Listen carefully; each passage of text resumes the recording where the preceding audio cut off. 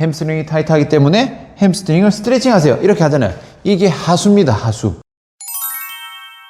구독자 영상 컨설팅입니다. 근육 검사를 직접 제가 하지 못하고 움직임만 보고 진단을 하기 때문에 진단의 정확도가 조금 떨어질 수 있습니다. 불편한 증상 한번 볼게요.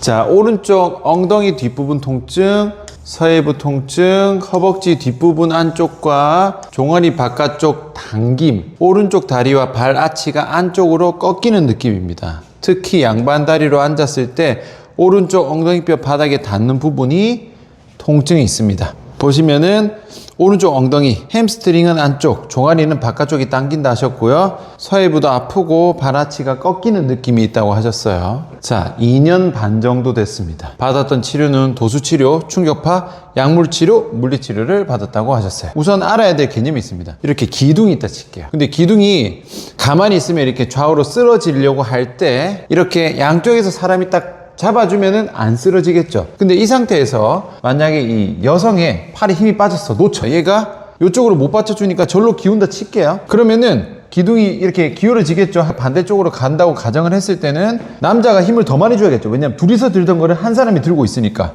그러면은 결국 한쪽에 힘이 빠지면은 어느 쪽에는 힘이 많이 들어갈 수밖에 없어요. 보상작용의 개념입니다. 이 개념을 기둥으로 한번 생각해 봅시다. 우리 몸에서 기둥이 뭐예요? 다리 두 개죠. 다리 두 개. 기둥이 뼈라 생각하시면 되고 이 근육이 사람입니다. 결국 뼈를 잡아주는 거는 근육인 거죠. 다리 같은 경우는 기둥의 역할을 한다고 생각을 하시면 돼요. 그러면은 지금 이렇게 오른쪽에서 뭔가 여기저기가 통째로 다 힘이 들어가는 게 아니라 어느 쪽으로 많이 힘이 쏠리죠. 땡기는 느낌이라는 게 결국 이게 어느 한쪽에 힘이 빠지면서 나타나는 증상입니다. 전부 제자리로 중심에 딱 들어가 있으면은 힘이 한쪽으로 과하게 쏠릴 이유가 없어요. 그러면은 일단 오른쪽 다리가 뭔가 딱 지지가 잘 안 되고 기둥이 어느 쪽으로 막 흔들리는 거야. 뼈가 한 개가 아니고 여러 개니까 고관절부터 뭔가 힘이 한쪽으로 쏠린다. 이렇게 생각하시면 됩니다. 넓게. 근육이 뼈를 잡아주지 못해서 관절이 한쪽으로 빠지면서 특정 근육이 과사용되는 거야. 그게 누적이 되거나 심해지면은 통증이나 불편감이 나오는 겁니다.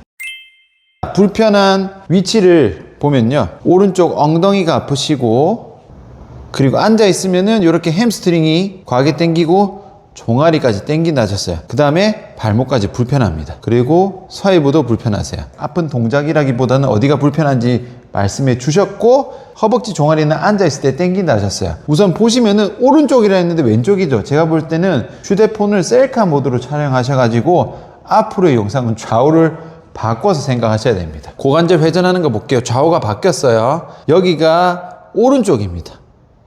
요렇게. 그 다음에 왼쪽이겠죠. 여기가 좌우가 바뀌었으니까 여기가 훨씬 안 가져 보면 움직임 범위가 훨씬 짧습니다. 비교해 보면요.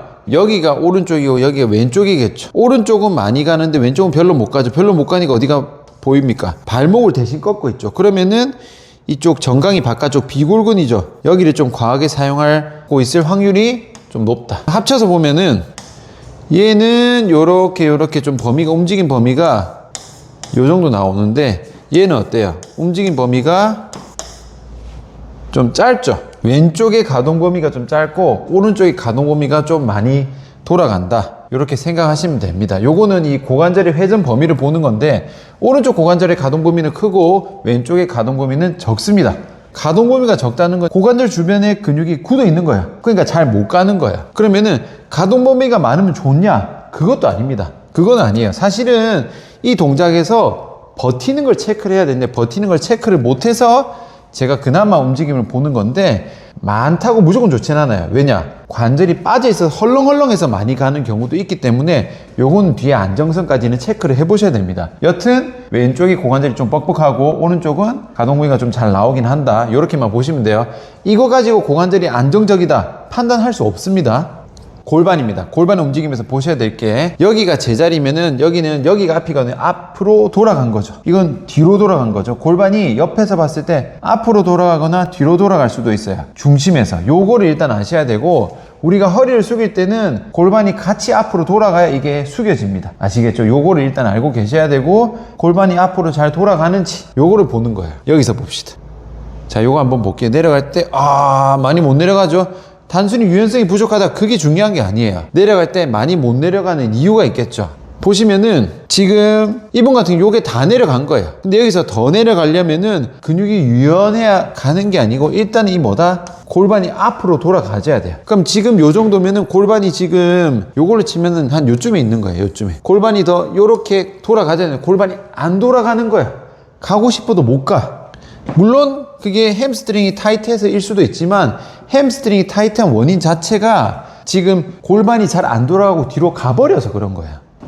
골반이 앞으로 못 돌아가고 멈췄어요. 지금 요까지는 굽혀져야 되는데 이게 못 가는 이유는 단순한 유연성이 아니라 골반의 움직임이 안 나오는 겁니다. 요걸 이해하셔야 돼요. 지금 제자리보다 뒤로 가 있는 거야. 뒤로 쏠리니까 앞으로 가기가 범위가 안 나오는 거죠. 순서는 이렇게 됩니다. 우선은 보세요. 햄스트링이 뒤에서 타이트해요.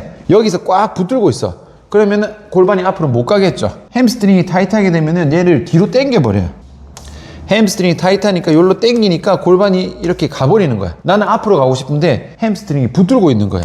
그러니까 골반이 앞으로 잘 안 돌아가니까 앞으로 숙여도 골반이 잘 안 가죠. 그러니까 지금 이거밖에 못 내려가는 거예요. 그러면은 이렇게 나오겠죠. 햄스트링이 타이트하기 때문에 햄스트링을 스트레칭 하세요. 이렇게 하잖아요.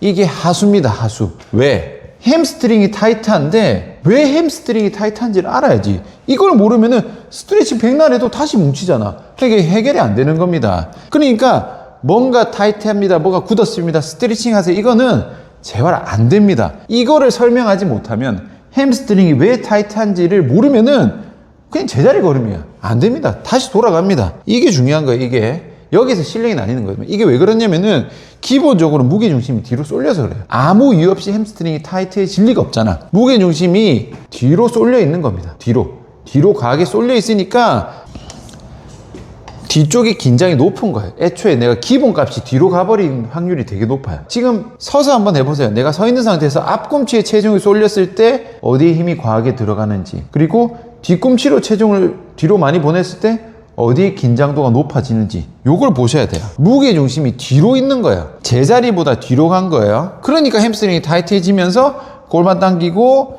앞으로 숙여도 잘 안 내려가는 거예요. 그러니까 이거는 무게중심부터 잡아야 됩니다. 무게중심을 제대로 잡아서 불필요한 햄스트링의 긴장을 떨어뜨려야 돼요. 풀어서 스트레칭해서 떨어지는 게 아니고 근본적인 원인은 무게중심이라니까. 발에서 요걸 잡아야 이게 순서대로 해결이 되는 겁니다. 햄스트링 푼다고 해서 골반이 돌아가는 게 아니에요. 자, 앉아서 숙이는 것도 한번 볼까요?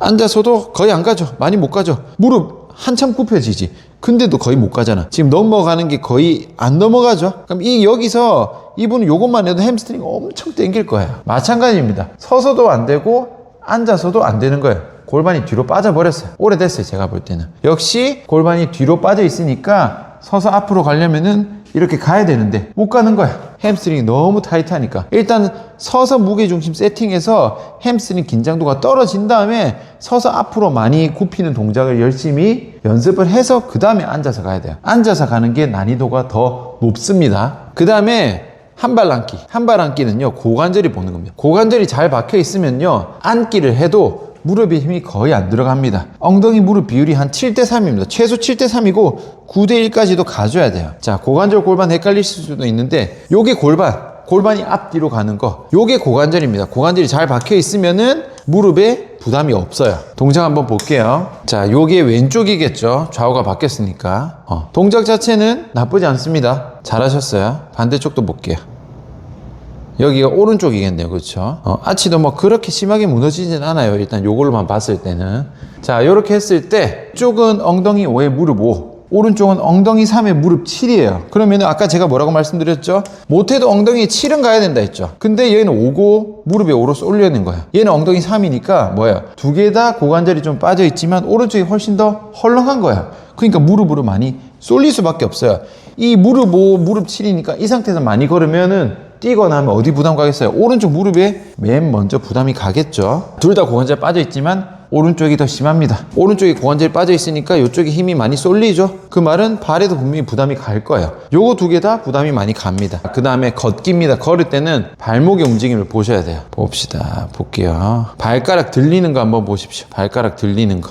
그 다음에 약간 팔자로 돌아가는 것도 보이죠. 일단은 종아리 스윙 확실히 굽혀지면서 종아리 잘 쓰이죠. 물론 정확하게는 체크를 해봐야 되지만 어쨌든 발의 움직임으로 봤을 때는 종아리에 쓰는 움직임이 보이긴 보입니다. 근데 여기서 한번 보세요. 요게 문제입니다. 보면 일단은 발가락이 들려있죠. 발가락 들려있죠. 제가 몇 번 말씀드렸죠. 발등을 굽혀야 되는데 발등을 별로 못 굽히면은 발가락을 과하게 씁니다. 발가락을 과하게 들려요. 이렇게 원래 이렇게 안 들려야 되거든요. 그리고 지금 보시면 두 개 다 바깥으로 돌아가죠. 바깥으로 돌아가죠. 이런 경우는 고관절에서 불안정한 것도 있지만 발목을 이렇게 굽히는 힘이 약하면은 발가락이 들리고 잘 안 들리니까 바깥으로 돌려서 가요. 바깥으로. 제대로 요거를 못 쓰는 게 좀 보여요. 그러면 두 개 다 역시 발목이 좀 불안정하거나 발바닥이 좀 과하게 쓰이거나 이런 게 생길 수가 있습니다. 정리해서 볼게요. 일단은 이분 같은 경우는 기본 제자리인 자세보다 뒤로 빠져 있어요. 무게중심 뒤로 가면서 뒤로 빠져 있으니까 뒤쪽에 긴장도가 높고 또 악순환으로 햄스트링이 당기니까 골반은 더 뒤로 넘어가는 거야. 그러니까 평상시 때 긴장도가 계속 높은 거야.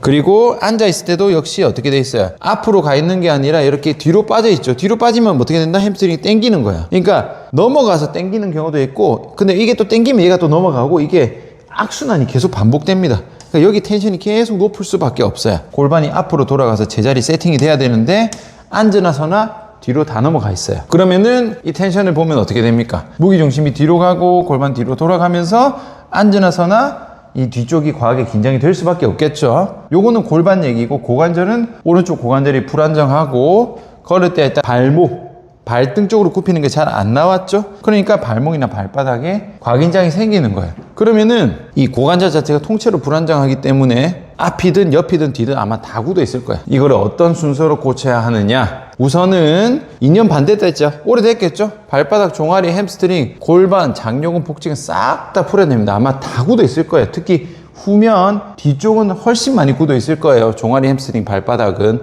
일단 풀어야 돼. 일단 너무 굳었어. 그리고 서 있을 때 무게 중심을 발 중앙으로 보내셔야 돼요. 뒤로 빠져 있으면 안 됩니다. 만약에 앞으로 있다, 그것도 마찬가지예요. 일단 중앙으로 보내셔야 돼요. 그리고 골반 제자리 세팅, 지금 뒤로 넘어가 있잖아요. 앞으로 계속 잘 넘겨서 과하게 앞으로 가는 게 아니고 제자리까지만 가야 돼요. 골반 제자리 세팅을 어떻게 한다? 누워서 세팅하고 앉아서 세팅하고 서서 세팅해야 돼요. 그리고 고관절, 아까 빠져 있었죠? 고관절도 끼워 넣어야 돼요. 순서는 어떻게? 서서 한 다리로. 그 다음에 걸을 때 고관절 세팅된 다음에는 발목 움직임까지 만들어줘야 됩니다. 요 순서대로 가야 돼요. 시간 좀 걸리겠죠?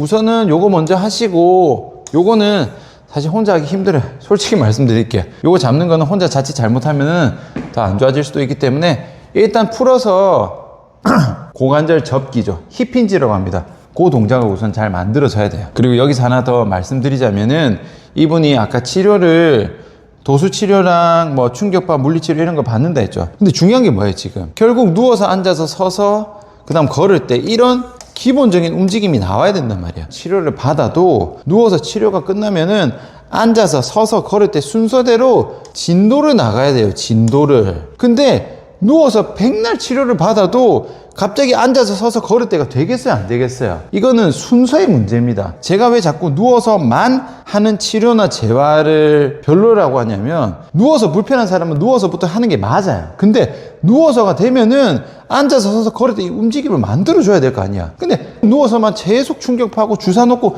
이것만 반복하는 치료가 낫겠냐고. 움직임이 불편한 거는 움직임으로 진단하고 움직임으로 회복을 해야 됩니다. 요거를 제발 명심하세요. 이것만 알아도 여러분들의 쓸데없는 병원비의 한 70%는 다 아낄 수 있어요. 요 개념만 알아도. 이제 나 누워서 별로 안 아픈데 왜 자꾸 누워서만 치료하지? 안 됩니다. 나는 걸을 때 아픈데 왜 자꾸 누워서 검사만 하지? 치료 안 됩니다. 요런 걸 좀 잘 아시고 요런 흐름을 이해를 하시면 좋을 것 같아요. 오늘 영상은 여기까지입니다. 수고하셨습니다.